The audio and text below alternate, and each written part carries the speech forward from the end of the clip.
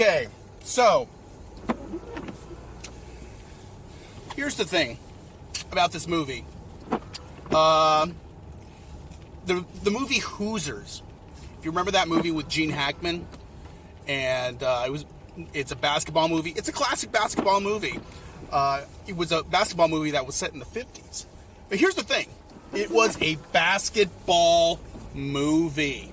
That movie was all about the basketball team. That's what that was. It was a basketball movie. Coach Carter. New coach comes on. He's a coach. He is a coach that coaches a new team, turns them all around. And it's a basketball movie. And everyone, you can love that movie for that, because it's a basketball movie. So here we are on this movie, The Way Back. And I feel bad because I was in a crowd of a whole bunch of kids. You'll probably see them. I mean, here, I saw them on the way out. It was a big group of kids. It was I think a bunch of adults. I think I wouldn't be surprised if they were a basketball team. And they were really talkative, these kids. They were all really talkative throughout the movie. There was adults. They had to shush them. We had to shush them because they were young. And this is a rated R movie. So first of all, this is a rated R movie. This is not a kids movie. If it was made for kids, it would be PG-13 or PG. So don't give the excuses like, I thought this was going to be a basketball movie. The ratings are there for a reason. Okay. So, oh my gosh. Now, here's the thing. I got over it. I've been in worse situations, and I wasn't that invested in this movie. Like, I wasn't like a fan of this movie. I'm not a big Ben Affleck fan. It's like, you children be quiet or something like that. I mean, there were other movies where I was more invested in, like a Star Wars movie or a Marvel movie where, someone's really loud and then I just cannot stand it. But here, I was like, okay, you know what? I'm going to get through this. I'll just get through this. And we did. We got through it. But it was rough. Believe me, it was rough because a lot of these kids couldn't sit through this movie. This is not a basketball movie. This is a movie about recovery. The Way Back. It's about a guy who was an alcoholic. And so there was a lot of that. In fact, at one point, the kids... they really want to emphasize this fact that this guy was an alcoholic, and they really were putting on that showing that he was an alcoholic, because he was drinking again. And at one point, you hear the kid actually say, "Again? He's gonna drink again? What?" Yeah. Which was good. I'm glad that they saw that. Now, I doubt that these adults were bringing these kids in to say, we're going to show these kids exactly what it's like to be an alcoholic, and they need to be exposed to this kind of thing. I really doubt that. I'm pretty sure they brought them in to see a basketball movie. Now, don't get me wrong.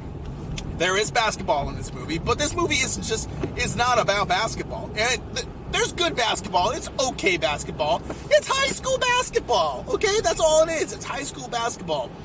And it's definitely not the main focus of this movie.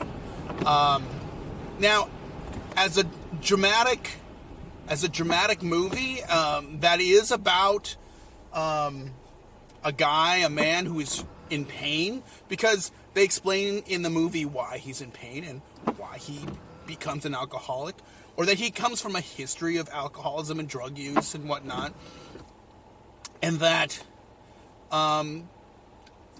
he falls back into it to the point that it destroys his marriage. He's already, when we're introduced to him, he's already in a crumbling marriage, and he is an isolated man, and he's a broken man, and that is how we see this guy. So it's definitely not a movie about, and I wouldn't even say that this movie is fully about redemption, because we don't get that. But we do see a man who hits rock bottom, because that's basically what this movie is. I think it's interesting because most movies, you want to see that redemption arc, but that's not what this movie is. Just to let you know, it's not about that, because if there was a redemption arc, then that would be in the second movie. In the next movie, which I doubt there's going to be one on this one. Is it a downer of a movie? No, because I do think it's a dramatic movie. This movie is all about the drama. It's all about seeing a man who is in pain. But there is potential. And it's interesting because he plays a man that had so much potential. And here's the thing. That's the sadness about addiction. Is that there's so much potential in many people, and they get caught up in an addiction, and it destroys lives. Alcoholism and any kind of addiction can destroy a life, and not just a life, but the lives around you, because his marriage was suffering, his family, and there's people that are there for him, but he cannot hear them. Like I said, it's a rated R movie. Ben Affleck does a superb job, superb acting job. I know when I was going into this movie, I was like, okay, Ben Affleck, he's actually, had somewhat of a resurgence, but I think a lot of people have kind of written him off after the failure of Batman and Superman, and they said, oh, okay, this guy's, he was just kind of cashing in the leverage that he's gotten from a lot of the hit movies that he's had in the past. And he's had a lot. He's done a great job as a director as well. And I hope he keeps directing. I hope he does still keep directing. He did not direct this movie, but he's acting really great in this movie. It just seems to me that they leave it on a hopeful note, but they leave the movie on a hopeful note, but there's still recovery's hard in anything, which is probably a good thing that they didn't do that, because that would be too easy to sum up the whole movie like in a happy ending, because recovery is hardly ever easy and hardly can ever be contained in one movie. So,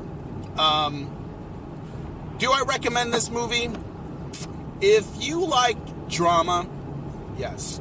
If you like basketball, don't expect a whole lot, because it's not about that at all. But just know that, because if you're going in there for the basketball, just like those kids, I'm sure they were all like wondering, where's the basketball? No, I mean, you got the basketball. You just didn't get. The whole movie was not about that. I mean, there was a long, huge denouement, if you will, and